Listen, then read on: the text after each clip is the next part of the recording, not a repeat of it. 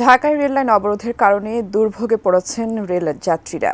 তবে ঢাকা অভিমুখী মহানগর গোধূলী সহ বিভিন্ন ট্রেন ছেড়ে গেলেও কাছাকাছি গিয়ে বিভিন্ন স্টেশনে আটকা পড়েছে আরও কয়েকটি ট্রেন। বিস্তারিত জানাতে ব্রাহ্মণবাড়িয়া রেল স্টেশন থেকে সরাসরি যুক্ত হচ্ছেন পূর্বাঞ্চলীয় ব্যুরো প্রধান পীযূষ কান্তি আচার্য। পীযূষ, যেমনটা জানাচ্ছিলাম যে শিক্ষার্থীদের অবরোধের কারণে রেল চলাচল ব্যাহত হয়েছে। এই মুহূর্তে আপনি যেখানে রয়েছেন ব্রাহ্মণবাড়িয়া রেল স্টেশনের কি অবস্থা দেখছেন, সার্বিক পরিস্থিতি জানাবেন। যেমনটি বলেছেন যে শিক্ষার্থীদের অবরোধের কারণে এর প্রভাব কিন্তু ব্রাহ্মণবাড়িয়ায় পড়েছে।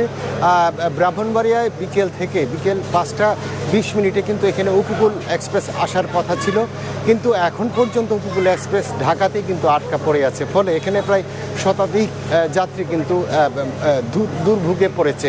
এছাড়াও যে আজমপুরে আসার কথা কালনী এক্সপ্রেস 4:45টার দিকে, সেই গাড়িটিও কিন্তু এখন ঢাকায় আটকা পড়ে আছে। কিছুক্ষণ আগে ঢাকা অভিমুখী মহানগর গোধূলী এক্সপ্রেস কিন্তু ব্রাহ্মণবাড়িয়া রেল স্টেশন ছেড়ে গেছে, কিন্তু যাত্রীরা আশঙ্কা করছেন ঢাকার কাছাকাছি গিয়ে এই ট্রেন কিন্তু আবার এখানে আটকা পড়ে থাকার সম্ভাবনা রয়েছে। আমার ঠিক পাশেই আমি একটু দেখাতে চাই যে চট্টগ্রাম থেকে ঢাকা অভিমুখী সোনার বাংলা এক্সপ্রেস কিন্তু এখানে দাঁড়িয়ে আছে, বেশ কিছুক্ষণ ধরে এখানে দাঁড়িয়ে আছে। এখানে কোনো স্টপেজ নাই সোনার বাংলা এক্সপ্রেসের, কিন্তু এখানে কিন্তু দাঁড়িয়ে আছে সোনার বাংলা এক্সপ্রেস। এখানে আরেকটি তথ্য দিয়ে রাখি যে যাত্রীদের সাথে আমি কথা বলেছি, যাত্রীরা যেমনটি বলেছেন যে দুর্ভোগ কিন্তু তারা চরম দুর্ভোগে পোহাচ্ছে। অনেক যাত্রী কিন্তু আবার স্টেশন থেকে বাড়িও ফিরে গেছে। তো এই ছিল আমার কাছে ব্রাহ্মণবাড়িয়া থেকে ট্রেন দুর্ভোগের সর্বশেষ খবর।